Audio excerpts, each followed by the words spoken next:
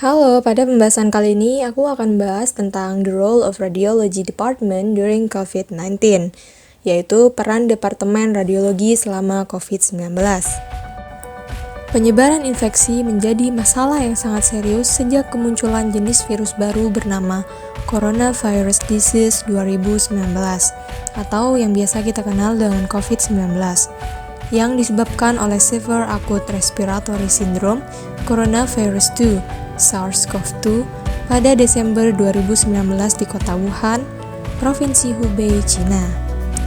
Sejak saat itu, COVID-19 yang sangat menular ini telah menyebar ke seluruh dunia, dengan peningkatan pesat dalam jumlah kematian pada penderitanya, dengan lebih dari 900.000 kasus yang dikonfirmasi dan hampir 50.000 kematian selama 3 bulan pertama pada tahun 2020.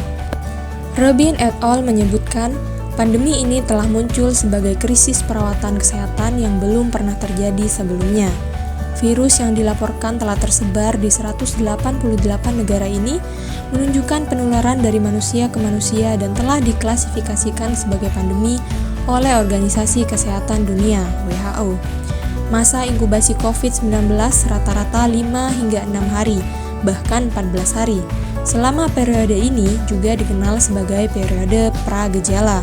Beberapa orang yang terinfeksi dapat menular. Oleh karena itu, penularan dari kasus pra-gejala dapat terjadi sebelum timbulnya gejala.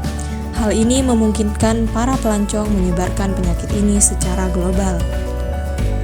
Menurut pedoman yang tersedia, diagnosis COVID-19 harus dikonfirmasikan dengan reaksi rantai transkripsi polimerase terbalik atau RT-PCR atau sequencing gen spesimen pernapasan atau darah. Namun, RT-PCR memiliki tingkat deteksi serendah 30 hingga 60% pada presentasi awal serta dikaitkan dengan beberapa keterbatasan. Dibandingkan dengan RT-PCR, pencitraan CT torak adalah yang lebih andal, layak, dan cepat untuk mendiagnosis dan menilai COVID-19. Dalam sebuah laporan baru-baru ini dari Cina, CT scan torak memiliki sensitivitas sebesar 97% untuk mendiagnosis COVID-19, lebih unggul dari RT-PCR. Pada dasarnya, pencitraan torak konvensional dan CT torak adalah pemeriksaan utama untuk diagnosis dan manajemen penyakit paru.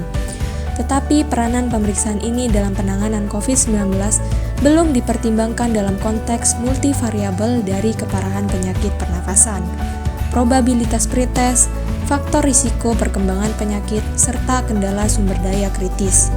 Mengesampingkan hal tersebut, pandemik ini tetap menempatkan Departemen Radiologi menjadi instalasi paling berpengaruh selama pandemik ini berlangsung, akibat dari meningkatnya beban kerja di Departemen Radiologi dari lonjakan pasien yang terinfeksi maupun tidak.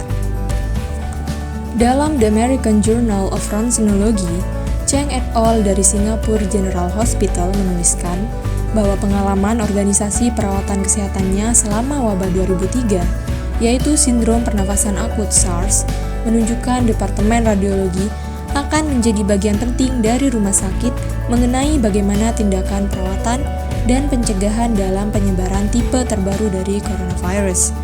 Cheng mengamati, hal tersebut disebabkan oleh padatnya frekuensi lalu lalang, baik pasien maupun petugas dari departemen lainnya, yang memungkinkan persentase risiko penyebaran penyakit semakin besar.